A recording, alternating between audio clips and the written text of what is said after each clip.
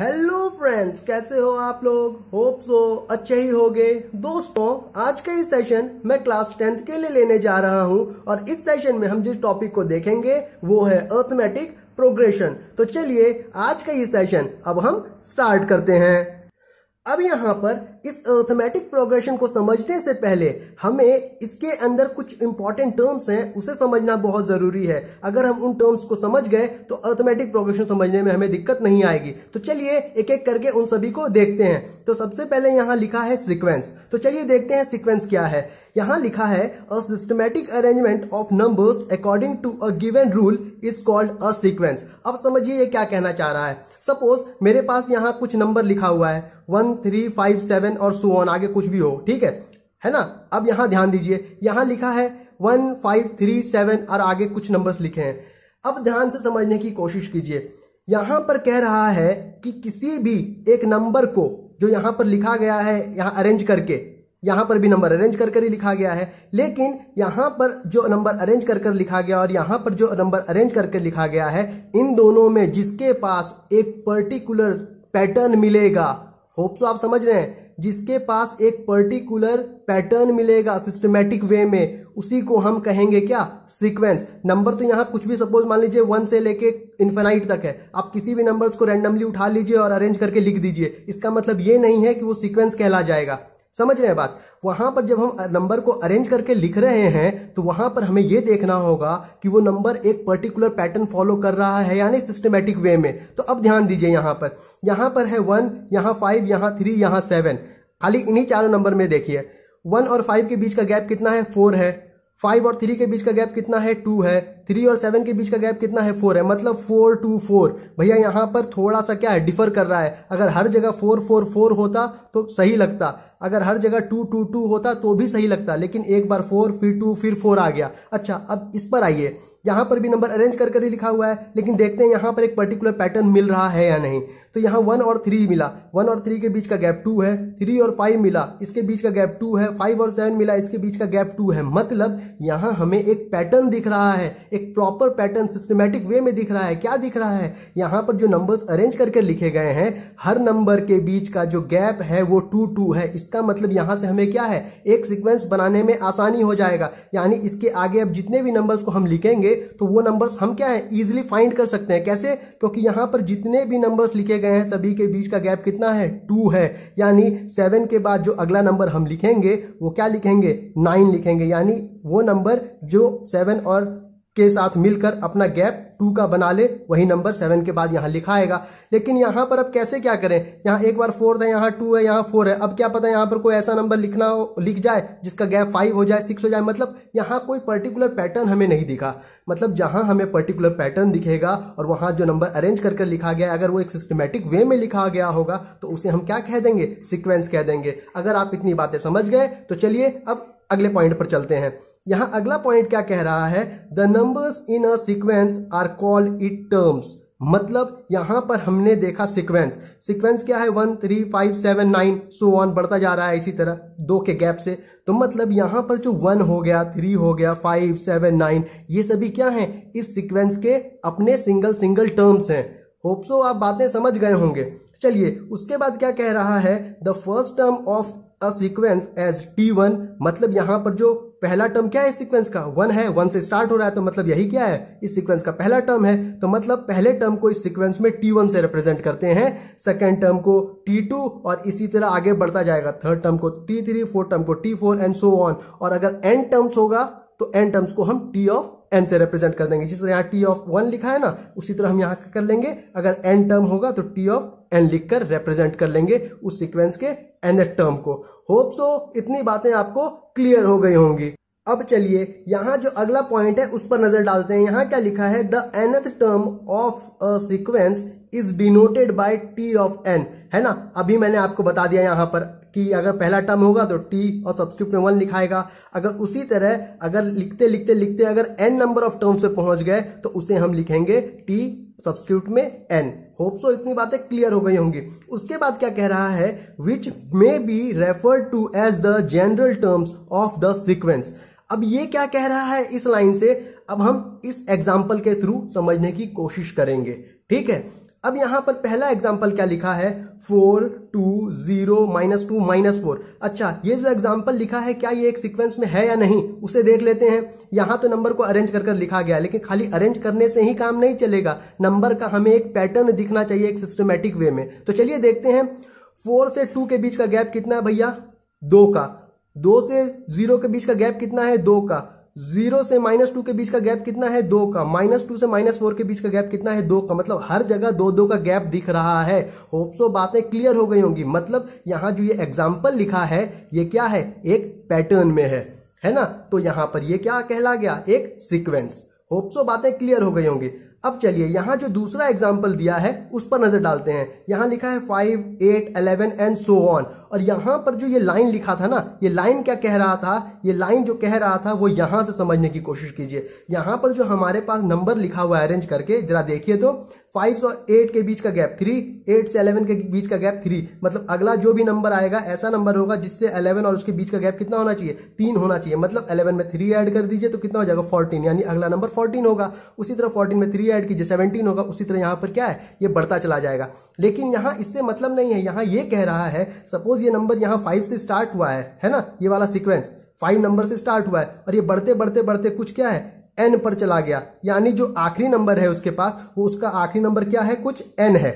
समझने की बात है ना। यहां पर देखिए अगर आखिरी नंबर n है तो ये नंबर क्या कहला जाएगा, ये नंबर कहला जाएगा अपना t ऑफ n।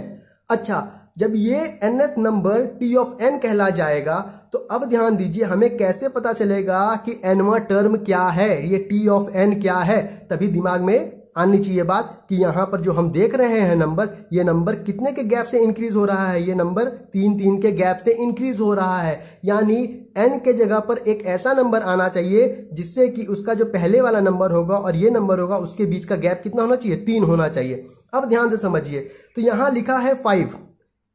अब देखिए 5 के बाद आ गया 8। तो हमें एक ऐसा पैटर्न तैयार करना है n के टर्म्स में जिससे कि हम यहां पर n की वैल्यू अगर 1 2 3 4 पुट करते चले जाएं तो यहां पर हमारे पास जो ये सीक्वेंस में नंबर्स हैं वो एज इट इज उसी फॉर्म में एक के बाद एक मिलते चले जाएं। तो यहां पर इन सभी को देखा गया।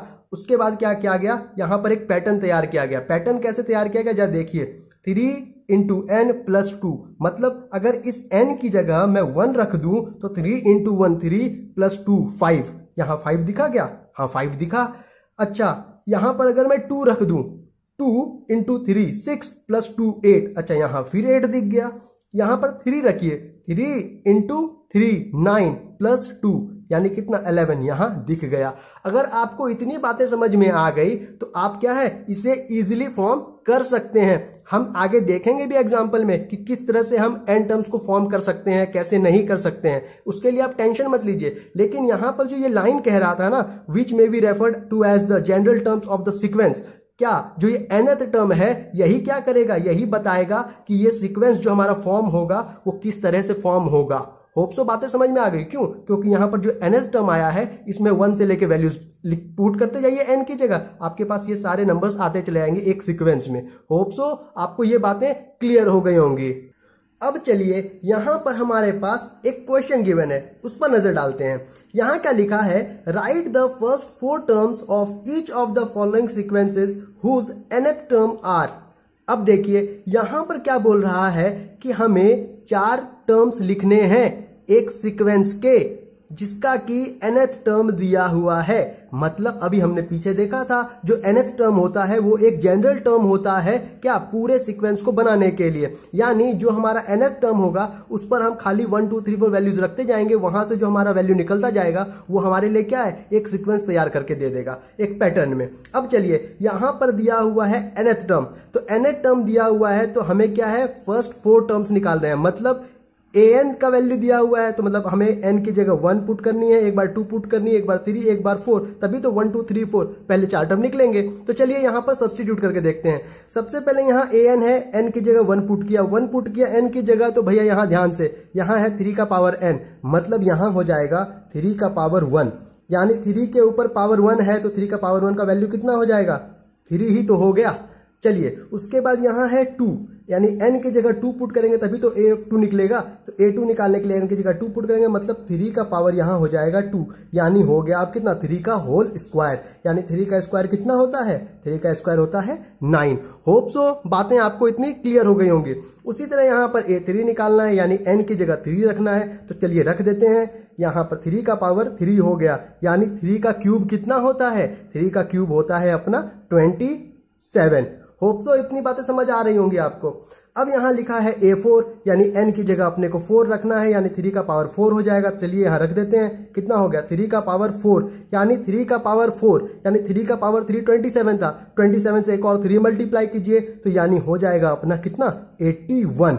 होप सो बातें क्लियर हो गई होंगी। अब देखिए ध्यान से, जो हमें सीक्वेंस के पहले 4 टर्म चाहिए तो वो निकल कर आ गए, 3, 9, 27, 81। होप सो बातें आपको क्लियर होंगी। चलिए अब आगे देखते हैं। अब चलिए यहां पर अब हमारा जो अगला यहां पर nth टर्म दिया हुआ है वो क्या लिखा है? a of n equal to n square minus n plus 1। अब यहां पर भी हमें क्या है? पहले 4 टर्म्स को निकालना है, तो वही काम करेंगे।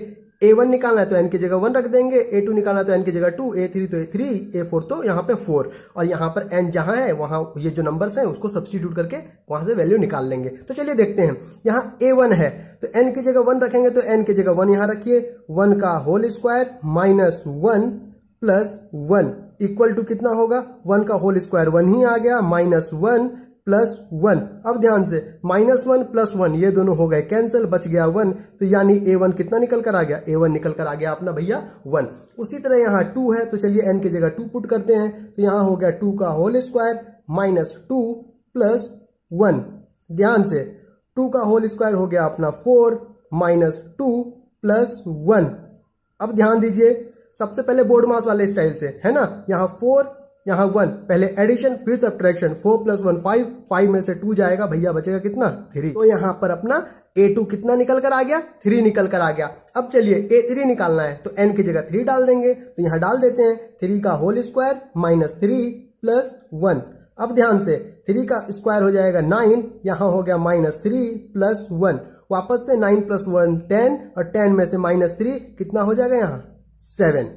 चलिए a3 भी अपना क्या है? निकल कर आ गया। अब a4 निकाल लेते हैं। यहां पर कितना हो जाएगा? 4 का स्क्वायर माइनस 4 प्लस 1। कुछ भी नहीं करना है, खाली इन सभी जितने भी यहाँ जो n दिख रहा है ना, यहाँ ये तो सब्सक्रिप्ट में लिखा है, तो यहाँ सब्सक्रिप्ट में अब जितने भी नंबर हैं खाली उनको n की जगह यहाँ सब्सटीट्यूट करते जाना है, इधर भी और इधर भी, और जो वैल्यूज इधर से सॉल्व होकर आ रहा है वही हमारा वो वाला टर्म हो जा रहा है। तो यहाँ कितना हो गया? 4 का स्क्वायर हो गया अपना कितना? 16, यहाँ हो गया माइनस 4, और यहाँ हो गया प्लस 1। अब ध्यान से, 16 प्लस 1 17, 17 में से 4 जाएगा तो कितना बच जाएगा? बच जाएगा अपने पास 13। अब देखिए, जो हमें पहले 4 टर्म्स चाहिए थे सीक्वेंस के, निकल कर आ गए 1, 3, 7 और 13। अब जरा एक बार आप देख भी लीजिए अच्छे गौर से। अब चलिए आगे चलते हैं। अब चलिए यहां पर एक क्वेश्चन और गिवन है, उसे भी देखते हैं क्या गिवन है question. Let a sequence be defined by a1 दिया हुआ है 1, यानी a1 की वैल्यू 1 दे रखी है, a2 की वैल्यू 1 दे रखी है, and an equal to an minus 1 plus an minus 2। अब समझिए बात, यहां पर कह रहा है हमारे पास एक सीक्वेंस है ना? कुछ भी सीक्वेंस मान लिया है इसने, वो इस तरह से कुछ डिफाइंड है जिसका कि पहला टर्म 1 है, दूसरा टर्म भी भैया 1 है, और यहां पर क्या कह रहा है, जो इसका nth टर्म है वो कुछ इस तरह से गिवन है। अब क्या करना है? अब ध्यान दीजिए, यहां बोल रहा है जो ये nth टर्म है उसमें जो n की वैल्यू हम सब्स्टिट्यूट करेंगे वो हमेशा हमें 2 से बड़ी पुट करनी है। मतलब 1, 2 ये दोनों नहीं रखनी है, 2 से बड़ी वैल्यू चाहिए। मतलब 3, 4, 5, 6 अब जितना पुट करना है पुट कीजिए, लेकिन 2 या 2 से छोटी वैल्यू नहीं होनी चाहिए। होप सो बातें क्लियर हो गई होंगी। उसके बाद क्या बोल रहा है? फाइंड a सबस्क्रिप्ट में n plus 1 divided by an for n equal to 1 and 2। यानी अब ध्यान दीजिए, यहां पे हमें इसकी वैल्यू फाइंड करनी है, जहां पर ये डिफाइन कर दिया हुआ है कि n के जगह इस वाले क्वेश्चन को हम सॉल्व करेंगे इसकी हेल्प से इसे, तो यानी इसकी जगह हमें n यहां रखा है ना, यहां पर n की जगह हमें 1 और 2 ही रखना है। तो जरा एक बार 1 और 2 पुट करके यहां देख लेते हैं एक बार। यानी एक बार सबसे पहले यहां 1 पुट कीजिए तो कितना हो जाएगा? a1 प्लस 1 अपॉन a1, यानी यहां निकल कर आ गया 1 प्लस 1 2, यानी a2 अपॉन a1। अब ध्यान से, जब हमने यहां पर 1 पुट किया तो हमें निकल कर आया A2 अपॉन A1, मतलब एक बार हमें A2 अपॉन A1 की वैल्यू निकालनी है इस क्वेश्चन को सॉल्व करके, है ना। इसकी हेल्प से एक बार हमें A2 अपॉन A1 की वैल्यू निकालनी है। होप सो इतनी बातें क्लियर हो गई होंगी। अब चलिए एक बार यहाँ पर 2 पुट कर देख लेते हैं तो कितना हो जाएगा। यहाँ रख दिया हमने n की जगह 2 प्लस 1 अपॉन A2। अब ध्यान से 2 प्लस 1 हो गया 3, तो कितना हो गया A3 अपॉन A2। अब ध्यान से जैसे ही हमने 2 पुट किया आ गया A3 अपॉन A2, तो मतलब जो हमें क्वेश्चन सॉल्व करना है हमें इसमें चाहिए वैल्यू A2 अपॉन A1 की और A3 अपॉन A2 की, बाकी और कुछ भी नहीं चाहिए। अब यहाँ पर हमें कुछ नहीं करना है, सिंपल है। सबसे पहला रेशियो निकालना है A2 अपॉन A1, तो तुरंत यहाँ ऊपर गए हमें दिख गया A2 की वैल्यू भी 1 दे रखी है और A1 की वैल्यू भी 1 ही दे रखी है। होप सो आपको दिख रहा होगा यहाँ। तो यहाँ पर करना कुछ भी नहीं है, डायरेक्टली वैल्यू आके यहाँ पर सब्स्टिट्यूट कर लेंगे। तो देखिए कितना हो जाएगा, A2 की वैल्यू भी भैया अपनी 1 दे रखी है और A1 की वैल्यू भी अपनी 1 दे रखी है, मतलब 1 अपॉन 1 कितना हो गया, 1 ही हो गया। मतलब बिना कुछ किए ही हमने एक रेशियो तो निकाल दिया A2 अपॉन A1 का। चलिए अब यहाँ निकालना है A3 अपॉन A2 का। A2 की वैल्यू तो दे रखी है लेकिन A3 की वैल्यू नहीं दे रखी है, तो A3 की वैल्यू निकालने के लिए हम A ऑफ n का यहाँ जो टर्म दिया हुआ है ना, nth टर्म, इसका यूज करेंगे। तो ध्यान दीजिए यहाँ पर n की वैल्यू 2 से बड़ी पुट करनी है, तो यहाँ पर n की वैल्यू हम 3 पुट करेंगे इसकी जगह, है ना। तो यहाँ कितना हो जाएगा, देखिए जैसे ही हमने यहाँ n की जगह 3 पुट किया तो ये पूरा इक्वेशन कितना बनकर आएगा, जरा ध्यान दीजिएगा। यहाँ लिखा है a, सब्स्क्रिप्ट में लिखा है n-1, n की जगह अब हम 3 पुट कर रहे हैं तो यहाँ हो जाएगा अपना 3-1, बीच में प्लस है तो यहाँ पर प्लस किया, उसके बाद वापस से यहाँ पर 3 पुट करना है तो 3-2। अब ध्यान से a सब्स्क्रिप्ट में 3-1, 3 में से 1 जाएगा कितना बचेगा 2, यानी यहाँ आ गया A2 प्लस 3 में से 2 जाएगा कितना बचेगा 1 बचेगा, है ना। तो यानी A ऑफ 1 आ गया, कितना आ गया 1 आ गया, यानी A3 जो है A2 प्लस A1 के बराबर है। और भैया हमें तो A2 और A1 की वैल्यू पता ही है, कितनी दे रखी है 1 प्लस 1, यानी 1 प्लस 1 कितना हो गया 2 हो गया, यानी A3 की वैल्यू भी निकल कर कितनी आ गई 2 आ गई। हमें रेशियो चाहिए था A3 अपॉन A2 का, तो चलिए निकाल लेते हैं। A3 की वैल्यू कितनी निकल कर आ गई 2, तो यहाँ रख लिया हमने 2 और A2 की वैल्यू कितनी दे रखी है 1, तो कितना लिख देंगे यहाँ 1, यानी जो हमें सॉल्व करना था हमने सॉल्व कर लिया। क्या सॉल्व कर लिया, इस क्वेश्चन में हमें n के जगह 1 2 रखना था, हमने जैसे सब्स्टिट्यूट किया तो एक बार आया A2 अपॉन A1। कब आया, जब हमने n की वैल्यू एक बार इसमें 1 पुट किया, उसके बाद हमने जब n की वैल्यू 2 पुट किया तो यहाँ पर आ गया A3 अपॉन A2 और हमने यहाँ क्या किया, इसका यूज किया, इससे हमने A3 की वैल्यू निकाल ली और यहाँ पर हमने सारा रेशियो निकाल लिया। अब देखिए हमारे पास आंसर भी निकल कर आ गया, कितना A2 अपॉन A1 हो गया 1 अपॉन 1 और A3 अपॉन A2 हो गया 2 अपॉन 1। होप सो आपको सारी बातें यहाँ पर क्लियर हो गई होंगी। चलिए अब आगे देखते हैं। अब चलिए यहाँ जो हमारा अगला पॉइंट है वो है फाइनाइट एंड इनफाइनाइट सीक्वेंसेस। अब ध्यान से यहाँ लिखा है फाइनाइट, यहाँ लिखा है इनफाइनाइट। मतलब इनफाइनाइट मतलब ऐसा नंबर जिसे कि हम क्या है एक समय के बाद काउंट ही नहीं कर पाए, मतलब क्या है इन्फिनिटी। नंबर अगर कहीं से स्टार्ट हो रहा है, सपोज मान लीजिए 1 से स्टार्ट हुआ और 1 से स्टार्ट होकर वो क्या है कहीं कंट्रोल ही नहीं हुआ, वो रुका ही नहीं कहीं, वो चला गया इन्फिनिटी को, मतलब हमें पता ही नहीं है कि कितना नंबर है टोटल। और वहीं पर जो फाइनाइट लिखा है मतलब हमारे पास जो नंबर है कहीं से अगर स्टार्ट हुआ है तो वो एक जगह जाकर रुक रहा है, वो जहां रुक रहा है वहां तक के नंबर को क्या है हम इजिली काउंट कर पाएंगे, है ना। अब चलिए ध्यान से अब देखते हैं। यहां लिखा है a sequence which consist of a finite number of terms is called a finite sequence. मतलब जो मैंने आपको भी बात कही थी, सपोज यहाँ पर जो नंबर लिखा है 2 5 8 11 14 17 20 23, ये सभी टर्म्स को देखिए और यहाँ पर जितने नंबर ऑफ टर्म्स प्रेजेंट हैं उन नंबर ऑफ टर्म्स को क्या है हम इजिली काउंट कर सकते हैं। टोटल 8 टर्म्स यहाँ लिखे गए हैं, इसलिए क्या है हम इसे इजिली काउंट कर पाए, यानी हमें यहाँ दिख रहा है कि टोटल नंबर ऑफ टर्म्स कितना प्रेजेंट है, इसीलिए क्या है ये फाइनाइट सीक्वेंस हो गया। होप सो बातें क्लियर हो गई होंगी। वहीं पर क्या है a sequence which consist of an infinite number of terms is called a infinite sequence. मतलब अब नंबर 3 10 17 24 31 ऐसे शुरू हो गया। ठीक है, मानता हूं मैं कि एक पैटर्न में बढ़ रहा है ना, क्योंकि सबके बीच का गैप कितना 7 7 7 7 है, लेकिन आप देखिए नंबर कहीं जाकर रुक ही नहीं रहा है, ये नंबर बढ़ता ही जा रहा है, सो ऑन, मतलब इन्फिनिटी तक जा रहा है। मतलब ऐसे सीक्वेंस को क्या बोल देंगे हम इनफाइनाइट सीक्वेंस। होप सो आप बातें समझ गए होंगे। अब आगे देखते हैं।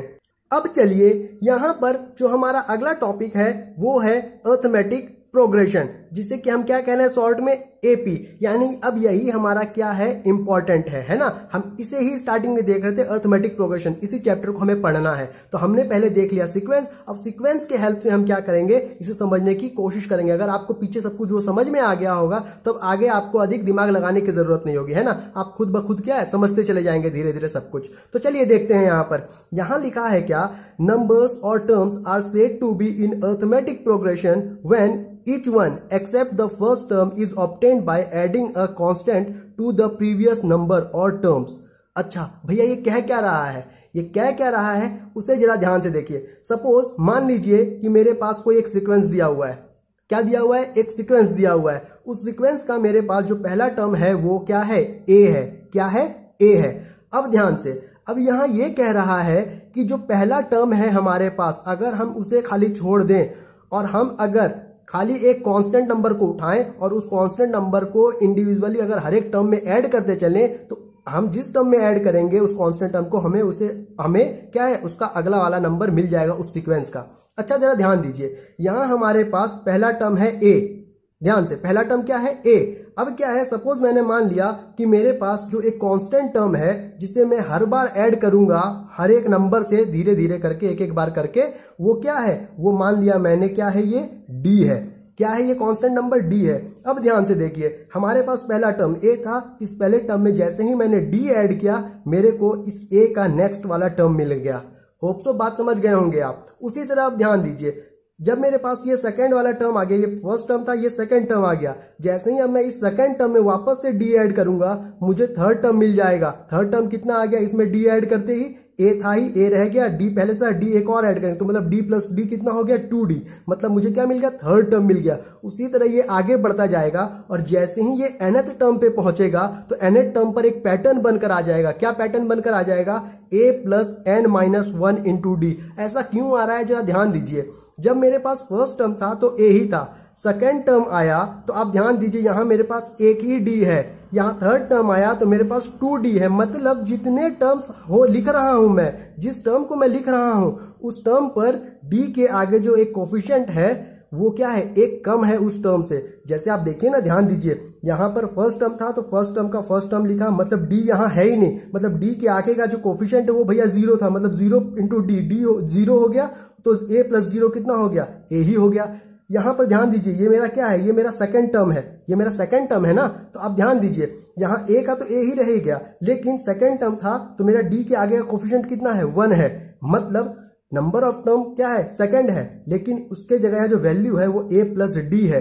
उसी तरह यहाँ थर्ड टर्म है तो d के आगे का कोफिशिएंट कितना है, 2 है। मतलब जिस टर्म को हम लिख रहे हैं उसमें जो ये d कांस्टेंट टर्म है उसके आगे का जो कोफिशिएंट है वो जिस पोजीशन का टर्म है उससे एक कम क्या है, उसका कोफिशिएंट है। तो आप ध्यान दीजिए, जैसे ही यहां पर हम n टर्म पे पहुंचे, n टर्म में क्या है, a तो a ही रह जाएगा, d तो d ही रह जाएगा, लेकिन n के जगह यहां n नहीं रहेगा, n से एक कम टर्म रहेगा। जिस तरह यहां पर थर्ड टर्म लिख रहे थे तो 3 थर्ड टर्म था ना, 3 से एक कम था यहां पर d का कोफिशिएंट 2। इसी तरह यहां पर n से भी एक कम टर्म रहेगा d का कोफिशिएंट। तो n से एक पहले वाला टर्म कितना होगा, n से एक पहले वाला टर्म होता है n-1। क्यों होता है n-1, जरा ध्यान दीजिए, n-1 और इसका अगला टर्म है n। मतलब आप ध्यान दीजिए, यहां पर अगर मेरे पास 2 है, 2 में 1 ऐड करूंगा तभी तो मैं 3 पहुंचूंगा। उसी तरह यहां से n से पहले वाला टर्म है n-1, इस n-1 में अगर मैं 1 ऐड करूंगा तभी तो यहां पर मैं n के बराबर पहुंचूंगा। क्यों, क्योंकि -1 प्लस 1 कैंसिल आउट हो जाएंगे और यहां बच जाएगा n, यानी n-1 में 1 ऐड करते ही एक आगे का टर्म आ गया क्या, n। इसीलिए n से एक पीछे वाला टर्म क्या है, n-1। इसीलिए क्या है, nth टर्म निकलकर ये आ गया। अगर आपको इतनी बातें समझ में आ गई तो चलिए अब आगे देखते हैं। उसके बाद क्या लिखा है, here D is added to any term to get the next term of the progression. जो बात मैंने आपको बताई कि डी को मैंने यहाँ क्या किया, एक कांस्टेंट टर्म मान लिया और उसके बाद हर एक टर्म से एक एक बार इंडिविजुअली ऐड करते जा रहा हूँ और जिस टर्म से ऐड कर रहा हूँ उसका अगले वाला टर्म क्या है, मुझे निकल कर आ जा रहा है। और इसी तरह क्या किया हमने, अर्थमेटिक प्रोग्रेशन का nth टर्म का जो यहाँ पर फॉर्मूला है वो भी निकाल लिया। होप सो आपको बातें इतनी क्लियर हो गई होंगी। अब चलिए यहां जो अगला पॉइंट लिखा है उसे देखते हैं। पॉइंट क्या कह रहा है, the term a is the first term of the progression, n is the number of terms in the progression, and D is the common difference. अब बात समझिए, यहां पर हमने एक सीक्वेंस तैयार किया था ना, ए प्लस डी, ए प्लस 2d, ए प्लस एन माइनस डी, ये हमने एक सीक्वेंस तैयार किया था कि नहीं? अभी हमने देखा था ना अर्थमेटिक प्रोग्रेशन में कि टर्म्स कैसे कैसे ऐड हो रहे हैं ये कांस्टेंट टर्म डी को ऐड करने पर। तो अब यहां पर ध्यान दीजिए आप एक बार, यहां पर जो मैंने ये डी ऐड किया, डी हर किसी से ऐड किया है मैंने, है ना? पहले वाले टर्म को छोड़ना था और बाकी इस पहले वाले टर्म को छोड़कर बाकी हर टर्म में क्या है, D D D D add है। लेकिन अगर आप एक चीज ध्यान देंगे तो a प्लस डी और a के बीच का डिफरेंस निकालेंगे तो d ही आएगा। क्यों? क्योंकि यहां पर d ऐड किया तभी तो a प्लस डी आया। अब a प्लस डी और a प्लस 2d के बीच का डिफरेंस निकालेंगे तब भी भैया अपना d ही आएगा। क्यों? क्योंकि a प्लस डी में जब हमने d ऐड किया तो ही तो a प्लस 2d आया है। तो यहां पर हर जगह d क्या है, कॉमन है, हर जगह d क्या है, सेम है। इसीलिए जो कांस्टेंट टर्म हमने हर टर्म से ऐड किया है पहले टर्म को छोड़कर, उसे हम क्या कह रहे हैं, कॉमन डिफरेंस। और क्या है यहां पर एपी के सेंस में, जो यहां पर हमारा ये कांस्टेंट टर्म है जो हर टर्म से ऐड हो रहा है सेम टर्म, उसे क्या कहते हैं हम, उसे कहते हैं कॉमन डिफरेंस और उसे रिप्रेजेंट करते हैं हम स्मॉल डी से। होप सो इतनी बातें क्लियर हो गई होंगी। और उसके बाद यहां पर जो ये nth टर्म है ना, इस nth टर्म को यहां पर रिप्रेजेंट कर रहा है ये n से, और यहाँ n जो है ये दिखा रहा है कि टोटल नंबर ऑफ टर्म्स उस पूरे सीक्वेंस में कितना है। होप सो बातें क्लियर हो गई होंगी। और यहाँ जो a दिखा रहा है, ये a दिखा रहा है हमारा क्या, फर्स्ट टर्म को। अगर आपको इतनी बातें समझ में आ गई एपी में, तो चलिए अब आगे कुछ और चीज देखते हैं।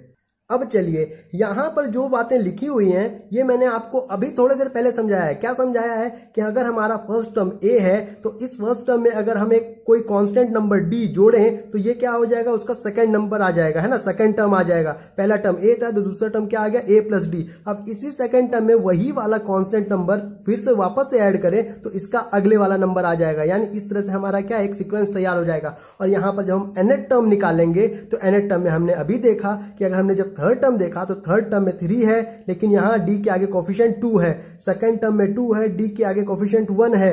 फर्स्ट टर्म में 1 है लेकिन यहाँ पर d है ही नहीं। मतलब यहाँ पर जिस नंबर के टर्म को हम लिख रहे हैं वहां पर a तो हर में यहाँ l लिखा रहेगा कॉमन, लेकिन प्लस के बाद जो आगे d का कोफिशिएंट है, हम जिस नंबर का टर्म लिख रहे हैं उस नंबर से एक कम वाला जो नंबर होगा वो क्या है, d का कोफिशिएंट बन जाएगा। होप सो बातें आपको क्लियर हो गई होंगी। अब चलिए आगे देखते हैं कॉमन डिफरेंस को। अब यहां पर देखिए, अभी हमने देखा एपी के टर्म्स को किस तरह से अरेंज करके लिखा हुआ है। पहला टर्म a, दूसरा टर्म a प्लस डी, तीसरा a प्लस यहां पर होगा 2d, है ना। यहां पर क्या है, D D D D add होता जा रहा है सबसे। तो यहाँ पहला a था, a में d ऐड हुआ तो a प्लस डी हो गया, a प्लस डी में d ऐड होगा तो ये a प्लस 2d हो जाएगा। उसी तरह सो ऑन बढ़ता जाएगा। और nth टर्म कितना निकल कर आ गया है एपी का, a plus n minus 1d। और कैसे आया मैंने आपको अभी पीछे समझा दिया है। चलिए अब यहाँ ध्यान दीजिए एक बार, यहाँ है हमारा सेकेंड टर्म, यहाँ है हमारा फर्स्ट टर्म। अगर मैं इस सेकेंड टर्म से अगर इस फर्स्ट टर्म को सब्ट्रैक्ट करूं तो भैया क्या आएगा, जरा देखिए तो। सेकंड टर्म है a प्लस डी, माइनस कर दिया मैंने a, तो a से a कैंसिल, क्या आ गया हमारा, कॉमन डिफरेंस। अच्छा जरा नजर रखिएगा, अभी कितना आ गया हमारा कॉमन डिफरेंस। मतलब एक टर्म जो एक पहले वाले टर्म्स के आगे लिखा हुआ है उस टर्म से अगर मैं उसके पीछे वाले टर्म को माइनस कर दूं तो हमारा कॉमन डिफरेंस आएगा। उसी तरह अगर मैं इस थर्ड टर्म से सेकंड टर्म को सब्ट्रैक्ट कर दूं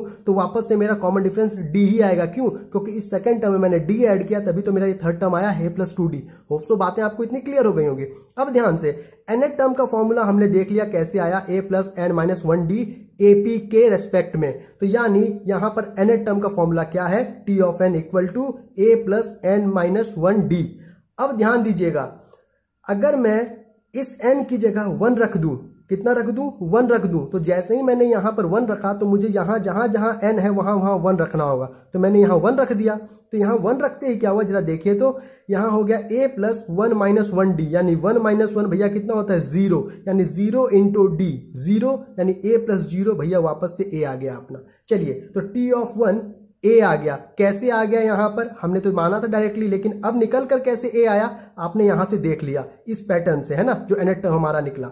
अब ध्यान से उसी तरह हम यहां पर अगर t ऑफ 2 निकालें तो t2 कितना हो जाएगा, जरा ध्यान दीजिए। n की जगह 2 पुट कर देंगे तो हमने यहां पुट कर दिया 2, a तो a ही रह गया, 2 में से 1 गया भैया 1 इंटू डी, यानी 1 इंटू डी ही होता है, यानी a प्लस डी आ गया निकल कर। T of two. और हमने यहाँ पर देखा था कि कांस्टेंट टर्म ऐड कर रहे हैं ए से, तो ए प्लस डी आ रहा है, ये हमारा क्या था सेकेंड टर्म। और कैसे निकल कर आ रहा है वो भी आप यहाँ क्या है देख पा रहे हैं। तो यहां से जरा एक चीज पर गौर कीजिए, यहां था अपना टी ऑफ वन यानी T1 था, और यहां है T2।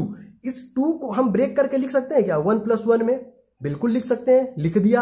अब जरा ध्यान दीजिए, यहां पर जो 1 पुट किया था हमने इस n की जगह किया था ना, इस n की जगह हमने 1 पुट किया था। अच्छा, ये जो T2 को हमने T1 + 1 लिखा है, अगर मैं इसे ऐसा लिख दूं, ध्यान दीजिए Tn + 1, अगर मैं इसको ऐसा लिख दूं Tn + 1, तो कोई दिक्कत होगा? कोई भी दिक्कत नहीं होगा। जरा ध्यान दीजिए, इस n की जगह ही मैंने क्या किया, यहां 1 पुट किया है ना। अब क्या है, वापस से इस n की जगह अगर मैं 1 पुट कर दूं तो क्या है T ऑफ 1 + 1 यानी T ऑफ 2 आ जाएगा, यानी T ऑफ 1 + 1 T ऑफ 2 आ जाएगा। मतलब ये और ये टर्म बराबर हो गया।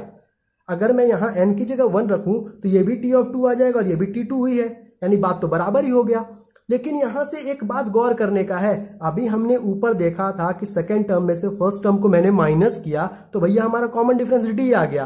थर्ड टर्म में से भी सेकेंड टर्म को मैं माइनस करूंगा तो अब भी कॉमन डिफरेंस डी आ जाएगा। मतलब जिस टर्म को हम उठा रहे हैं उसका एक पीछे वाला टर्म उससे सब्ट्रैक्ट कर दे तो हमारा कॉमन डिफरेंस डी आ जाएगा। लेकिन किस केस में आएगा? जब हमारा ये जो सीक्वेंस यहां गिवन है वो अगर एक प्रॉपर एपी होगा, तो यानी अरिथमेटिक प्रोग्रेशन होगा, तो उसी केस में क्या है, किसी भी टर्म को उठाइए, उसका एक पीछे वाला टर्म लीजिए, सब्ट्रैक्ट कीजिए, देखिए अपना क्या है कॉमन डिफरेंस डी आ जाएगा। तो यहां से एक फॉर्मूला बनकर आया। फॉर्मूला क्या बनकर आया कि एक आगे वाला टर्म उठाया, मतलब T2 उठाया या T3 उठाया, कुछ भी उठाइए। तो मतलब सपोज मान लीजिए मेरे पास क्या है, कुछ n नंबर ऑफ टर्म्स है। कितने टर्म्स है? n नंबर ऑफ टर्म्स है। अगर मुझे इन n नंबर ऑफ टर्म्स का कॉमन डिफरेंस जानना है तो मुझे क्या करना होगा, n से एक आगे वाले टर्म को लेना होगा, यानी n + 1 टर्म को लेना होगा। तो मैंने ले लिया T ऑफ n + 1 टर्म, और इसमें से मुझे क्या है सब्ट्रैक्ट करना हो जाएगा T ऑफ n, यानी T ऑफ n मैंने सब्ट्रैक्ट कर दिया। यानी जैसे ही T ऑफ n + 1 में से T ऑफ n सब्ट्रैक्ट किया,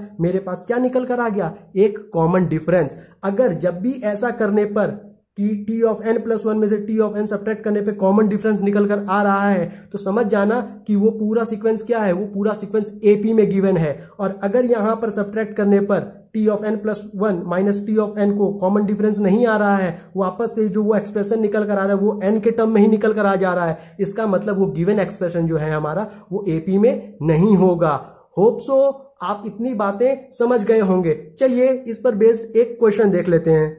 अब यहां पर जो क्वेश्चन गिवन है उसे देखते हैं। क्वेश्चन का गिवन है, so that the sequence defined by an = 4n + 5 is an AP and also find its common difference. मतलब यहां an दिया हुआ है, यानी हम क्या है, यहां पर an दिया हुआ है, हमने अभी tn देखा है। आप tn बोल लीजिए या an बोल लीजिए, बात एक ही है, ठीक है, क्योंकि यहां पर a को भी हम क्या है टर्म के लिए ही ले रहे हैं और Tn को भी क्या है हम टर्म के लिए ही ले रहे हैं। तो यहां पर कोई दिक्कत नहीं है, आप T ऑफ n बोल लीजिए या फिर an बोल लीजिए, दोनों क्या है टर्म्स को ही डिफाइन कर रहे हैं। अब ध्यान से देखिए, यहां पर an की वैल्यू दे रखी है।